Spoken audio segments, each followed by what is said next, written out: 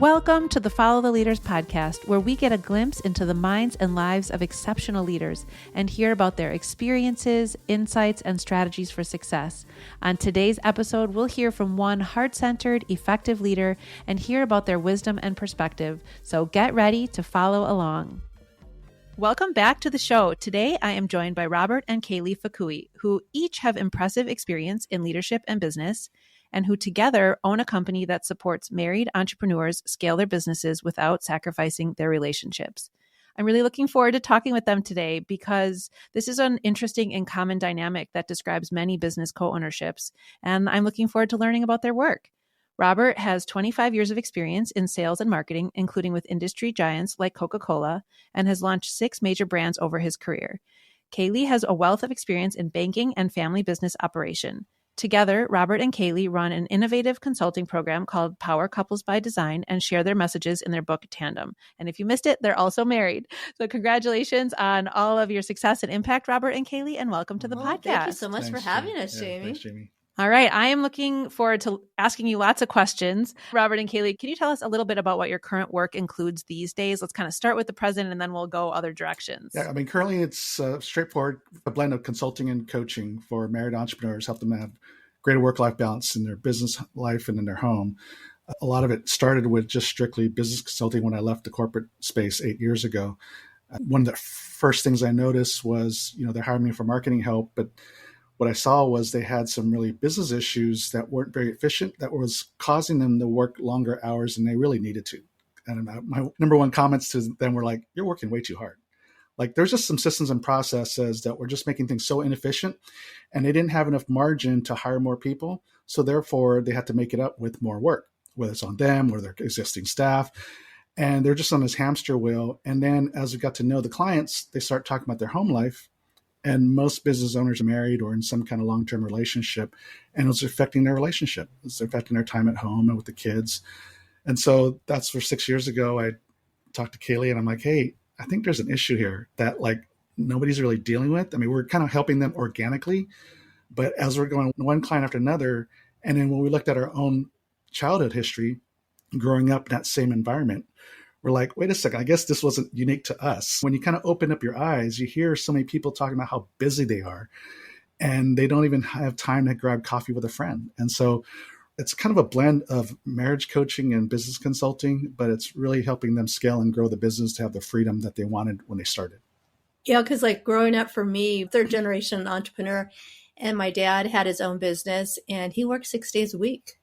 And to this day, I still don't think he was at my high school graduation. That was the go-to all the time. Well, if you want to be successful, you need to make more money, you just put more time in. Whether it's working or not, that was the go-to. So your company, I-61 Inc., you're doing coaching and consulting, and then I know you also have a book. So I guess when you're interacting with your customers right now, is it kind of from a one-on-one, well, I guess 2-on-1, 2-on-2. so, It's 2-on-2 Yeah. It's 2-on-2 setting. Are you working with individual companies? Are you doing workshops? What are your current offerings? And then we'll kind of zoom out. The primary is the 2-on-2 coaching. We work with the couples directly, both of them, husband and wife. And then we do some groups periodically, and then we do some public speaking when we're out there. Because of the book, we get invited to different events and we get to travel a little bit. And then when we're seeing clients, because most of our clients are out of California, even when we're out there visiting them, a lot of times they'll set something up with other entrepreneur couples, whether it's a formal event or just kind of casual dinner or something like that. So yeah, so primarily it's the coaching, but yeah, we get to experience a lot of different areas when we get invited. Cool. So Robert, you noticed patterns and you're like, okay, let's make this change. Gale, backing up 6 years ago or 8 years ago, whenever that was, how did this become a thing that you guys switched directions to work together in this way? Or I guess what was happening for you at that time? Well, I'll go back to when we were dating. I always saw him as having his own business because I'm from an entrepreneur family. So most people I knew were entrepreneurs. And he's like, no, that's the last thing I want to do. So he was not happy about that. It sounded too risky. Yeah. And so he was pretty surprised when it came back around, 10 years ago when you decided to have our own business. Yeah. So what did that beginning of that look like? How did you, when you said, okay, we're going to actually go and support, I see a problem, my brain has a solution, I'm going to actually put something out into the world. What did that look like when you both started to put this out to the world in that Well, way? at the beginning, it was Robert doing the consulting by himself. And I offered all the time to help him. Oh, I could. And he'd be like, no, no. So one day out of the blue, I said, come on, I can help you. And he said, okay. Yeah, I didn't think it'd be good for the relationship if we started working together, He thought, which a lot of our clients or friends that are business owners that when their spouse isn't working together, they're like, oh, we can't work together. We can't work together. And probably that got in my head, hearing that before. And so I'm thinking, okay, we got a good thing going. We're happily married. I don't want to mess this up by working together. And so that's initially why I said no in the beginning, because it wasn't that I didn't think she was capable. It was just I was afraid about the relationship. Sure. Yeah. I mean, I think that that's it's good that you thought about that up front, right? Because I feel like so many times people have ideas. They're like, oh yeah, we can work together on this. And they don't think about the implications for the relationship. So, one of my work projects, my work is very varied, but one of my work projects is a professional development group for moms that own businesses called Boss Mama. And many of the members of the groups, they own businesses with their spouses. And so I know this conversation will be really relevant to them, or, sort of what you both went through, where one person is the business owner and the spouse is supporting sort of informally, but there's sort of this idea like, oh, maybe we could make this more formal. Maybe we could, the spouse could either quit their job and join, or just work together in a more formal way. So I think this conversation and the information that you're putting out in the world is really relevant to a lot of entrepreneurs. So I'm glad to be talking about that. Sure. Well, too, and I think a lot of times we marry somebody opposite of us. And at first when we're dating, it's all cute and nice and we love it. And then it seems like after we marry them, it is just so irritating. And I remember when we first started working together, we needed someone to do bookkeeping. And so Robert is the total numbers guy. He loves all that. Me, I'm more the creative. And so he asked me, and I said, I think I could do this, because I wanted to be supporting. And I remembered it caused a lot of conflict in our relationship, because he would ask me, honey, did you get that done? I didn't, because I didn't like to do it. So I would put it off, and then I would get to it.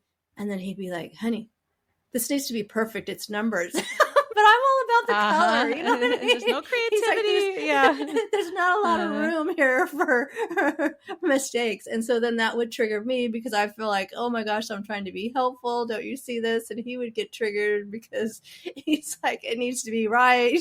So it was just a big hot mess. Yeah. So that was one of the first lessons, how do you work with your spouse? And the number one thing is put them in their gift. A lot of times, and we've seen this with other couples, entrepreneur couples, is they put their supporting spouse into a role just because they're too cheap to hire somebody, or, whatever. Just it's easy, and the owner doesn't want to do it like I did. If you do a disc profile or strength finders, right, I should be the one doing QuickBooks. But I didn't want to do it because it's tedious. And so, therefore I unloaded on my wife, right? Unfairly. And so that's just a recipe for disaster. And so really, just like you would for any position in the company, when you're going to go hire somebody and pay for them, you hire them for fit, right? Skills, gifts, and fit. And so same thing with their spouse. And once both spouses are working in their gifts and for fit, then all of a sudden you see the efficiency and productivity go through the roof. But with our example, right, productivity wasn't down. Yeah, big time. And so it's like, okay, let's just bite the bullet and hire a bookkeeper, right? Simple solution. But sometimes we're too cheap to make the best business decision. Mm-hmm. So yeah, that's tip number one, working together with your spouse. Yeah. So what are some other strategies? I know you have sort of a set of like go-to essential strategies for keeping the business relationship and the marriage strong. And so do you have some other go-to starter strategies besides keep them in their gift? I would say we have our weekly meeting every Monday at 3:30. And this will work whether you're married or not, because you have your family, your kids, whatever. We go through the calendar and we sync up our calendars. I know what the schedule is going to look like. Yesterday, we did our meeting at the beach because we love the water. And Robert let me know. He's like, honey, I'm going to be traveling in December. And I'm like, oh, you are? No, so the last quarter of this year between the two of us, we're traveling quite a bit. And so I don't like to be caught off guard about that kind of stuff. So I'm like, okay, now I know what to expect. And so I'm thinking, oh, he's going to be gone on this trip in December. So I'm sure we're going to have a date night in there somewhere. And we give each other an encouraging word. We'll go over our finances. We'll go over, what's coming down the pipeline with our clients. Who are we bringing on? What that looks like. And then we also go over our vision, because we have a vision for our business and for our family, and we'll talk about that as well. What are some of the other things? Yeah, if you first kind of start globally, what's the vision for your life and the business? And then to keep things going and stay on track and stay on the same page, those weekly meetings are very efficient because it keeps you on the same page, but also keeps you focused. Because sometimes we're taking on projects, not even just for business, but, outside, whether it's volunteer work or something, and your life starts to get off the rails a little bit.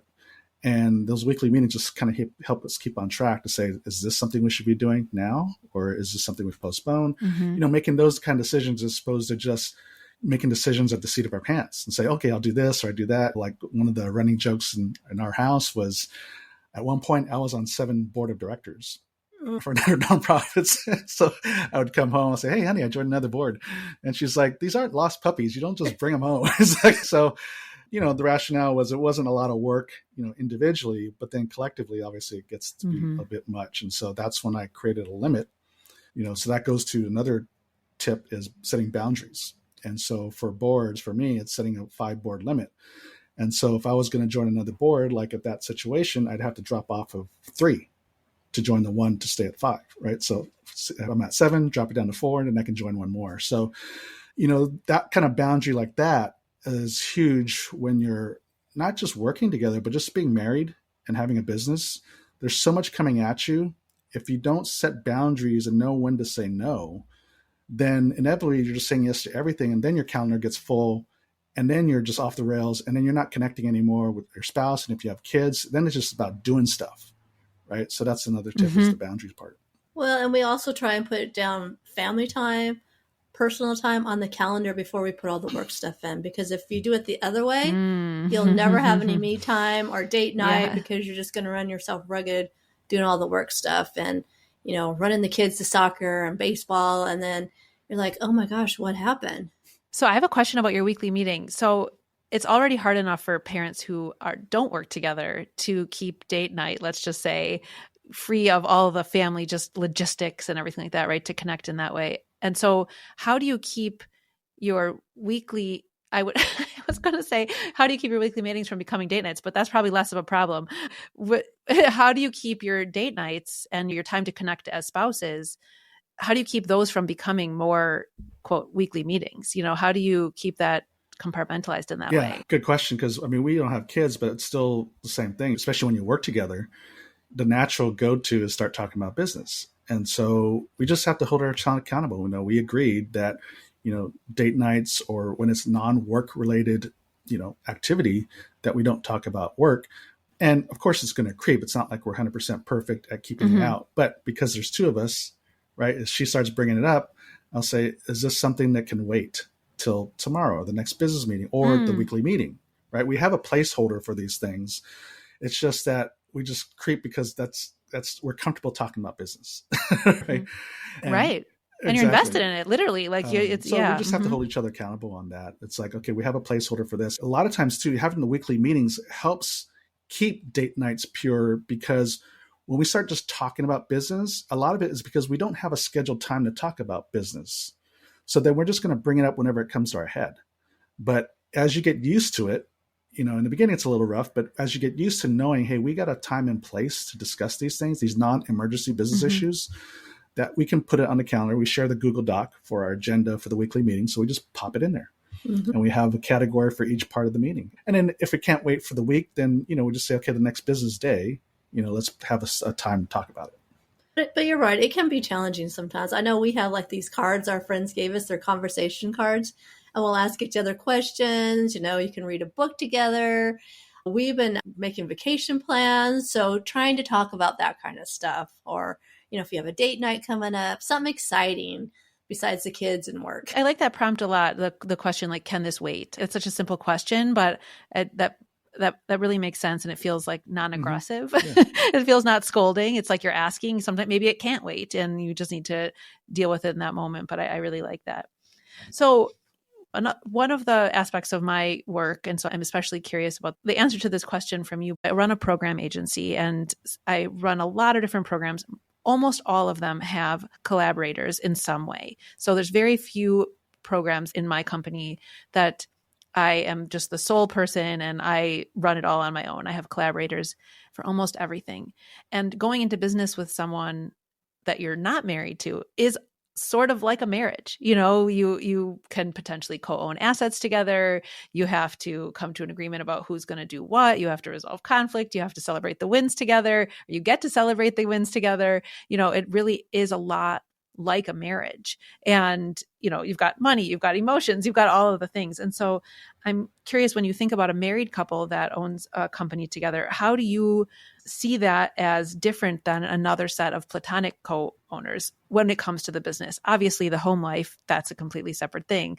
It's sort of completely separate. But, what is different about a married couple that owns a company in practice and with your recommendations compared to a set of business co-owners who are, quote, married to each other with the business that aren't in a romantic relationship? Yeah, I mean, like you said, it's not very different. On paper, it's not different and should be different. And the reason why married couples can struggle working together in business because they make it different. It gets too personal. And then because of that, you don't make the business decisions. At the end of the day, it's about the business. But because you're married, there is that emotional baggage you bring from home into the business. And so a business decision, especially when you disagree with your spouse, it's easy to take it personal. And so you do have to deal with emotions, the conflict and all that stuff. So yeah, on paper, it isn't different. And it's actually that for married couples, you got to really think about when we get into business, we're in business mode. And how do we make sure we don't step on each other's toes and trigger each other to make it personal? The other thing is, and it's not just for married couples, but even partnerships. It's, when you get into conflict, when it gets from a disagreement to a conflict, there's more of the emotions come into play. And it's a lot of it is because we triggered the other person or your spouse in a way that now it's an emotional issue instead of a tactical issue, right? Very few times when we get into conflicts, a lot of times it's more emotional. It's not even about the topic at hand. And it's usually about the triggers. Yeah, some small little thing.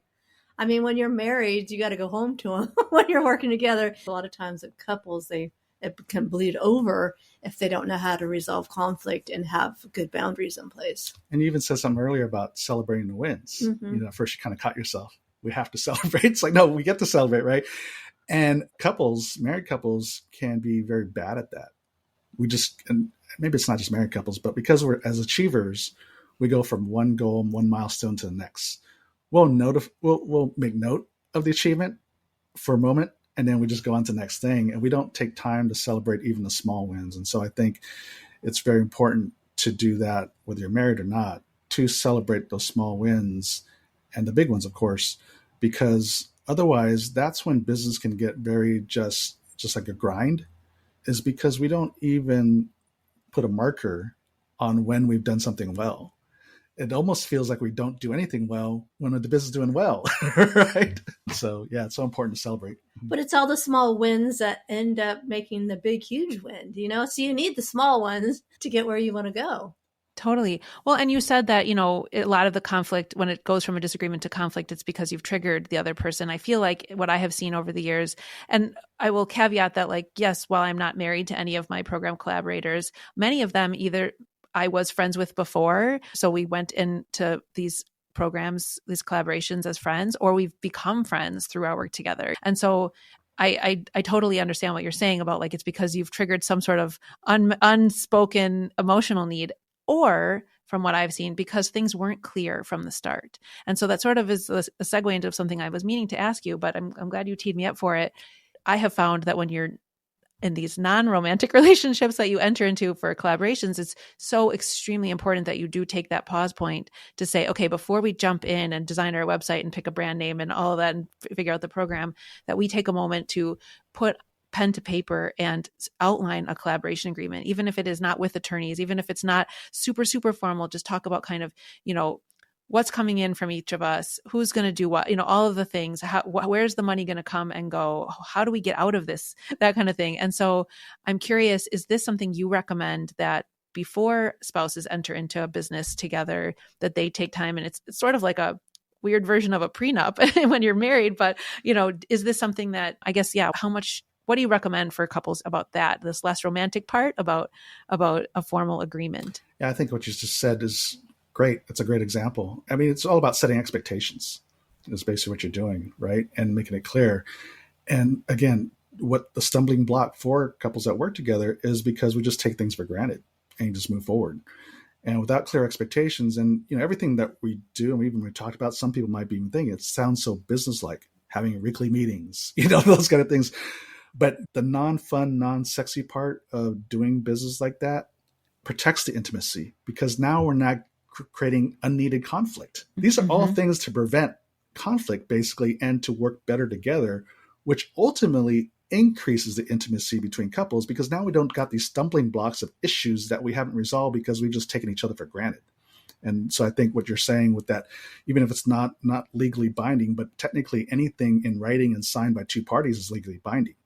But it's not just about that. It's just about that the folk that you've got through the process, that you both put down in writing something that you agree to and that you sign on, and it just helps it stick. And that's all it is. And it just sets expectations so great to prevent some of those issues that can come down the pipe. Well, and I think the exit strategy is fabulous. A lot of people don't have that. I know we had one with, years ago with a partner, and it didn't end up working out, the business relationship, but we were able to keep the relationship intact because we had the exit strategy. When things are good, this is when you draw that up so that you can preserve the relationship. And, you don't want things to get nasty and just kind of fall apart. Yeah, this is an example to what you're saying, Jamie, because that exit strategy, the exit clause, he wasn't really pulling his weight. And so, and I don't like conflict.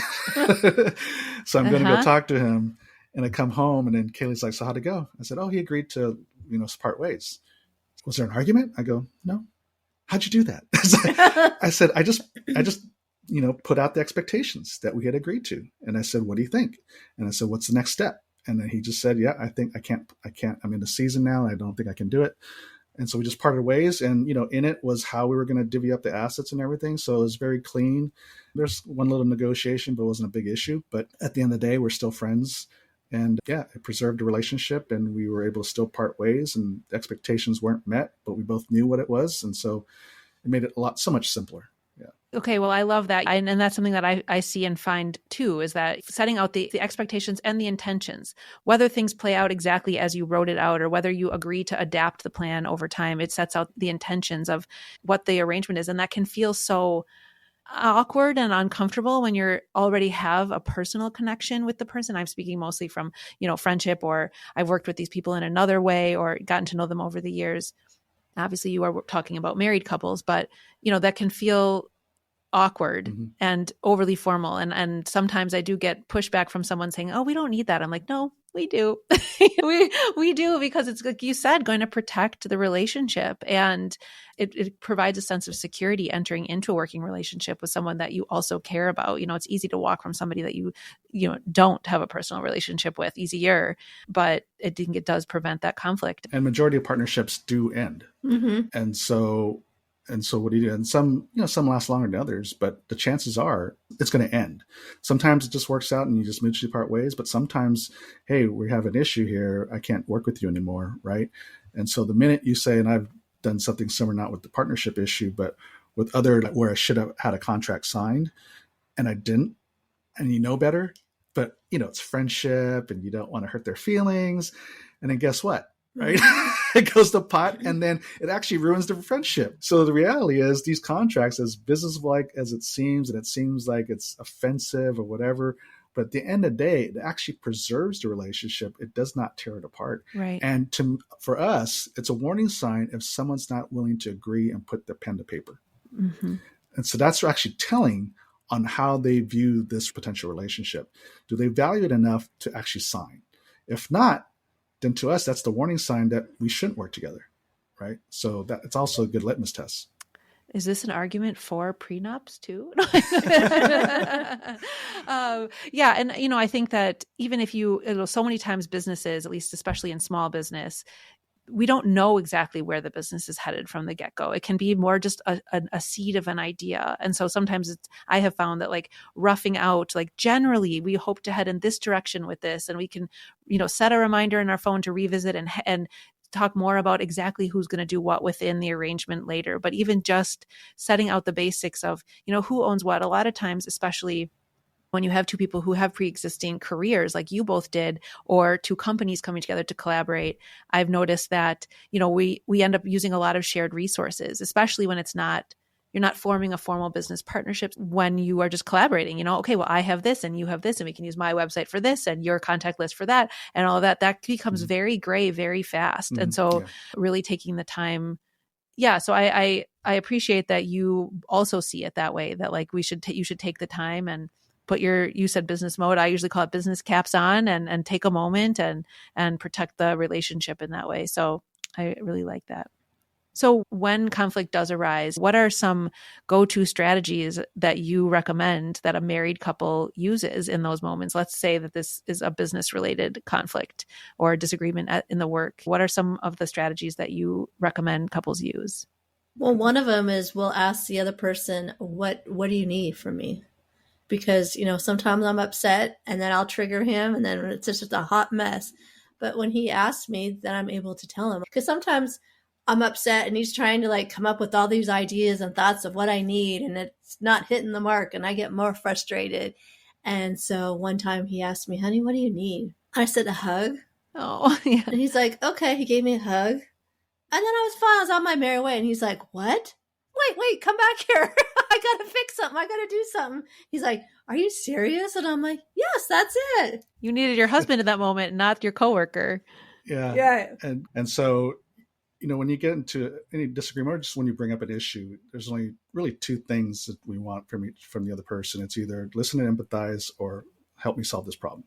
But you don't know what the other person really needs. And the minute you start to fix something and I just want you to listen and empathize, it's telling them you're not really listening, because they just want to pour their heart out and you're just trying to fix them. Right. So that doesn't feel good, or the other way around. And so, the magic question, and sometimes we get into this cycle of insanity where everybody's saying the same thing over and over again and expecting a different result.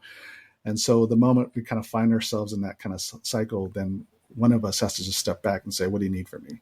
And if you can, though, before, like she said, before the discussion, if we can clarify that ahead of time, then I know if I just listen and just talk her through it without having to provide a solution, or do I actually come with solutions? And so a lot of times when she just needs to, just me to listen, I'm actually actively listening by talking it through with her.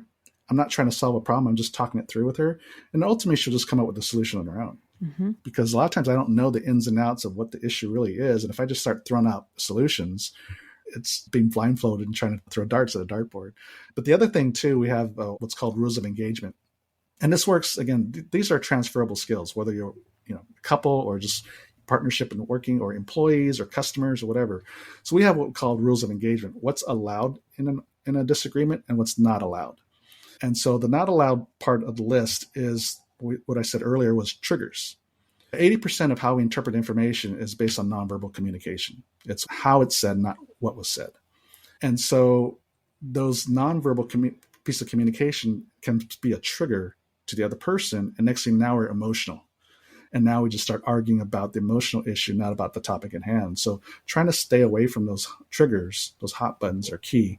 And one of them, we learned in counseling, or I had to learn in counseling, was if we get upset in the middle of a disagreement, I don't just walk out to cool off. I have to let her know that, honey, I love you. I just need to cool off. Give me half an hour. I'm going to walk the dog. And when I come back, then we'll talk about it. We'll pick it up.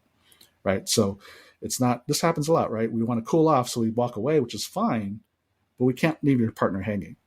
And so we set the time and place of when we pick up this discussion, because inevitably, if we don't, I'm going to think, hopefully she forgets about it. I cool off. Hopefully she cools off. She won't. Hopefully she forgets she about won't it. forget about it. Exactly. I know, but it's just, wishful thinking. Right? And so there you go. If, a lot of couples or just a lot of relationships, we just kind of buried under the rug and we let it fester.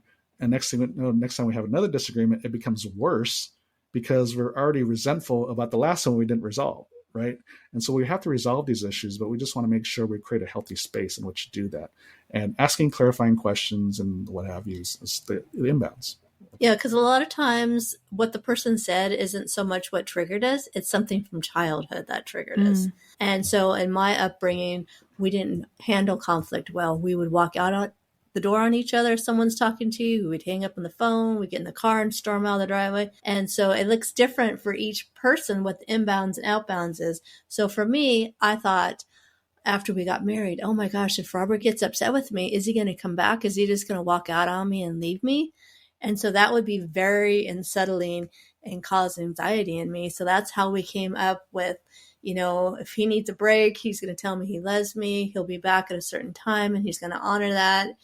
And then I can kind of calm down and be like, okay, I know it's going to be okay. Mm-hmm. I love that. And then we can talk about it at agreed upon time. So the rules of engagement work well in business too. Yeah. Same thing with staff, because a lot of times, staff wants to say something or want to share their heart, but like we are just talking with one of our clients, he wants to fix things, or he's very optimistic, so he just tries to gloss over it and just tries to praise them and like move on. But here's this employee just kind of pouring her heart out, and he's a very likable guy. Mm-hmm.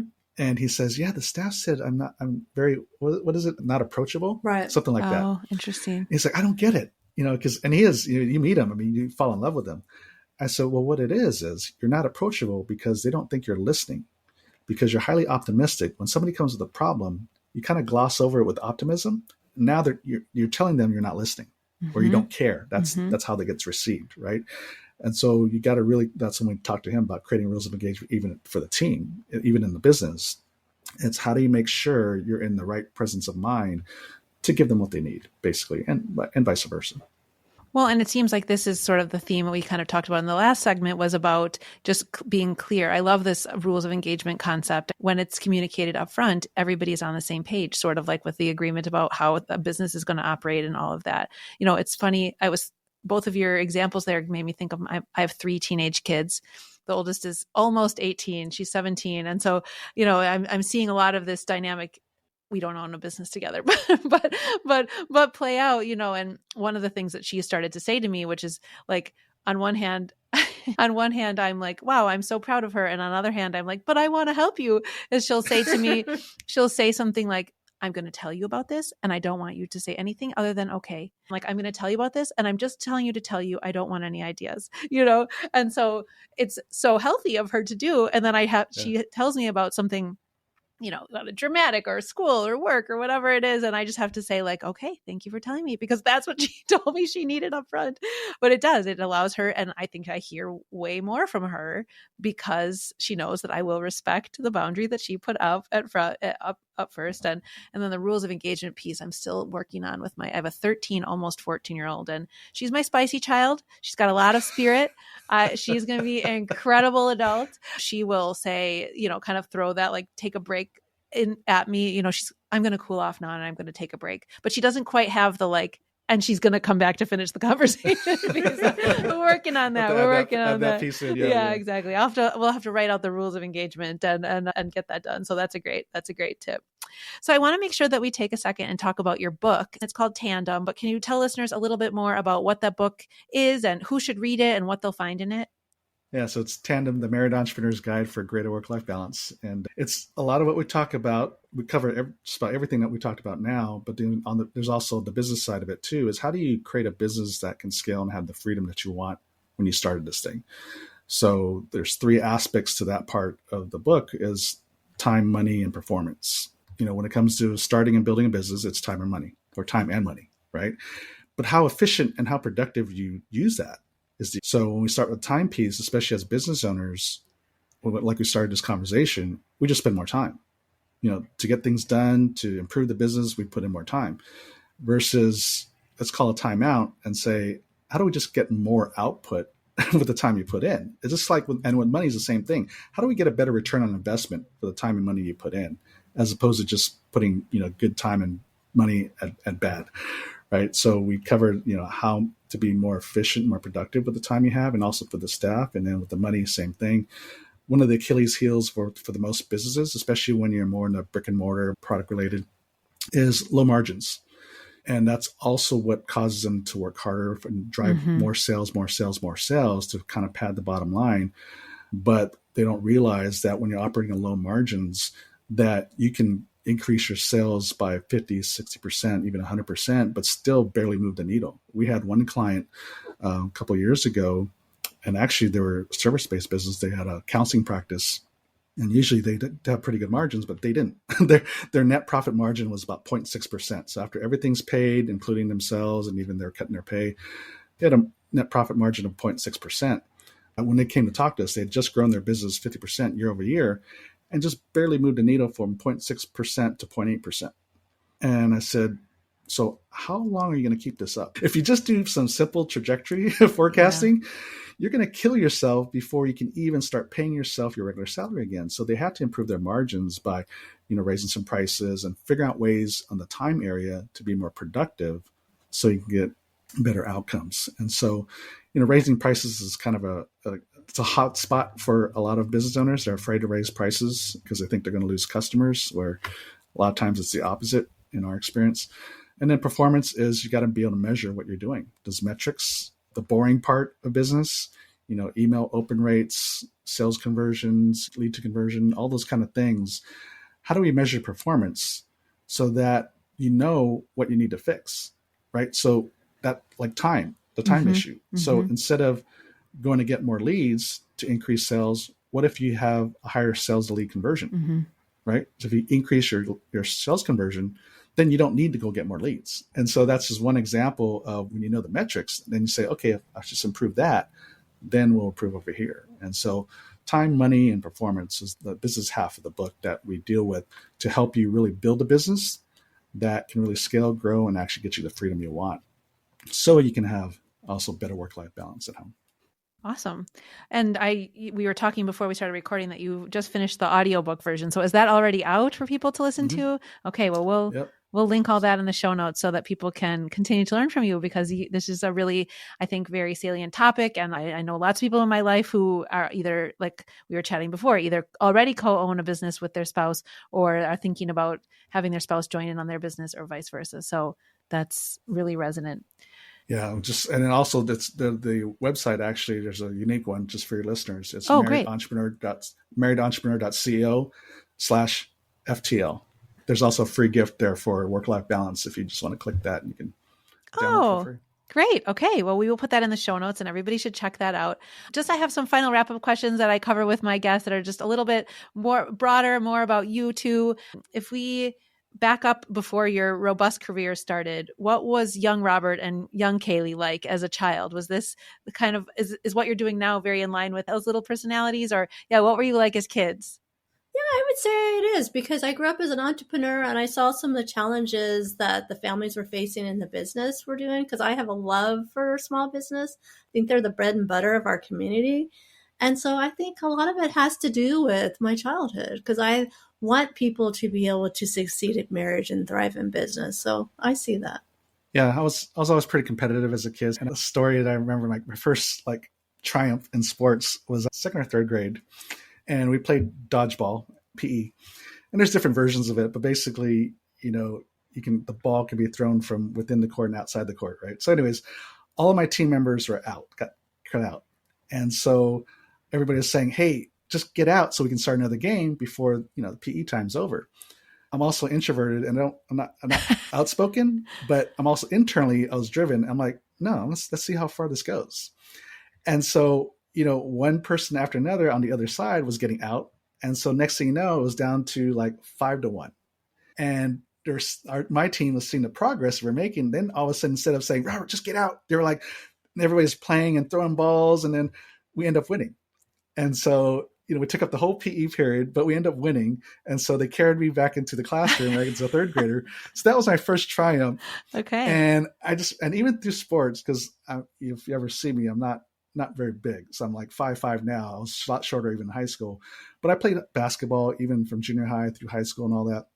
My first award in basketball was most inspirational as a seventh grader, because I was the shortest on the team by wasn't even close. I've always not looked for the status quo.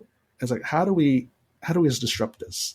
How do I just not accept the fact that I'm short and playing basketball, or the fact that we're way behind and all? How do we figure this out? And so I think, what we're, through my career and even what we're doing now, it's, we have these couples coming to us, and the great thing that they're coming to us, they see the problem and they want to fix it. And they're not accepting the status quo that marriage and business has to go the way everybody else talks about how it goes. that you're going to have to sacrifice your personal life in order to succeed in business. And we've got clients that were like us, when we started, it's like, hey, there's got to be a better way. Mm. And so I'm always looking for the better way. Right. And so I think, so that's kind of part of how my childhood, I think, has influenced. I love that. I think we have a listenership of disruptors. So I think that message will really resonate. All right. Personally, is there one tool or strategy that you each use for staying organized and effective, whether that's like a tech tool or a paper tool, that just, anything that you can recommend for our listeners to use in their just day-to-day lives? We do Google. This isn't anything new. Technology. We do a lot of Google Docs, so we can both access each other's information and our calendars. That's the biggest secret, is being able to sync up our calendar so we can make plans. I can see if what he's got going on, he can see mine. So it's not like we're so reliant on each other. Like, do you want to go out Friday? I don't know. I got to check with my husband. I can just go look on the calendar and see if it's free or not. Yeah, you gotta pick. You got to pick a technology or app or whatever that's trying to fill your weak point. And for me, Calendly, and there's other systems like that, so it doesn't have to be this, but other calendar systems. So for me, I always say yes to everything. As long as there's space in the calendar, I would say yes to. So now I have all these different calendar links to send people based on the type of meeting they're requesting. And so, if they just want to meet and greet, it's Tuesdays and Thursdays that I block out. But I only allow like 2 a day. Mm-hmm. But if it's a potential client, now they've got access Tuesday through Friday. But nobody's got access on Monday. And if it's like I said, so if someone just wants to pick my brain, and so there's Tuesdays and Thursdays, and I'll allow one space in each of those days. So anyways, it allows me not to have to say no, but I just say find it on my calendar and schedule. It keeps me so organized. I have calendars for different causes. So I just give heavier weight to things that I deem are a little bit more effective for the better use of my time. And so that has protected my time. So as you can kind of hear, Tuesdays and Thursdays are my meeting days. Mm-hmm. So this is a perfect time to record a podcast.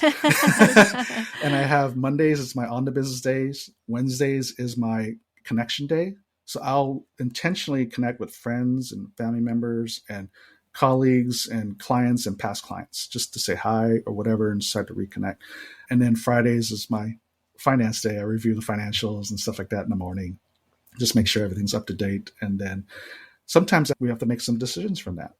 It's like, hey, especially when you talk about softwares and apps and all that, you can get app creep where all of a sudden all these little subscriptions are popping up that you haven't used in a while. Mm-hmm. And I'm like, wait a second, am I still paying for that? So software, technology can be helpful, but it can also be, also weigh you down. So what I say too to the audience is don't get so enamored by software, because a lot of times that can actually, you get bound to that. And so I look for things that definitely fills a gap that I know I have in my personal life or the way I make decisions. And so anyways, hope that helps. Yeah, that's great. Yeah, that's another, the hidden app charges, the recurring app charges. That's another lesson my teenagers are learning real quick. All right. My last question for you both, and this is an interesting dynamic to ask this question, but if you had a day off, and it can be, well, I should actually probably have earmuffs for each other in case your answers are different. But if you had a day completely off where you could do nothing for the business, no work for the business at all, you could accomplish nothing, what is one activity that you would each do and one place you'd go to get something to eat? Oh, I'd want to go to the beach. Okay. Where would I want to go? But no weekly meetings at the beach. Yeah. Thank you for reminding me that. I'd probably want to go for sushi. Yeah, that's a good one. He's all happy because he wants to do both. He likes both. To completely do nothing. Well, golfing would be completely nothing. Well, that's okay. It's not accomplishing any no business meetings on the golf course. How about that? Well, golf's always a good one. But sometimes, like literally, because I'm an introvert, even though a lot of people don't believe me, and including my wife, that I could literally just veg on the couch. Like there's some days I just want to can I just veg on the couch? Yeah. And just watch mindless TV? Okay. But, golfing, but sometimes there's probably some moments where I just literally just want to veg and literally do nothing. Literally do nothing. Well, are you getting sushi on this do nothing day, or what? Yeah, what I could. Hey, I got to eat some point. So lunch or dinner, let's go grab some sushi. And so sushi's always a good one, but also one of my favorite restaurants here in town is an Italian restaurant called Celestino's. It's got very authentic Italian feel, while the family's from Italy. And so just really enjoy them as well as the sushi. Well, wonderful. That sounds very lovely. Maybe a beach and veg day. Maybe you do different things for the day and come together for sushi. I'll be hoping for that for you both sometime soon. Thank you so much for joining me. I really appreciated the conversation. I think, married or not to your co-owner, that you gave a lot of really valuable advice that I know that our listeners will benefit from, and I'll be thinking about too as I go forward in my work. So I really appreciate you joining me. Where can listeners find you? Sort of what's the best? I know you gave that URL, which we will put in the show notes, but are there any other places that we should tell listeners to reach out to you or follow you for more? Yeah, I think marriedentrepreneur.co is the best place to start. Our podcast, Thriving in Tandem, is also on there, as well as, like I said, the free gift for work-life balance, and then access to our book, Tandem, The Married Entrepreneur's Guide. The link is all there. So that's kind of the catch-all. That's the best place to do it. Great. Well, we will put all that in the show notes. Thank you both for being here. I really enjoyed our conversation. And thank you, Jamie. It's a pleasure. And to all the listeners, thank you for listening. We'll be back next time with another inspiring conversation. Follow the Leaders is produced by Lit Path Studios, and music is by Shane Ivers. You can hear more about this show and all the other podcasts at Lit Path Studios by going to www.litpathstudios.com.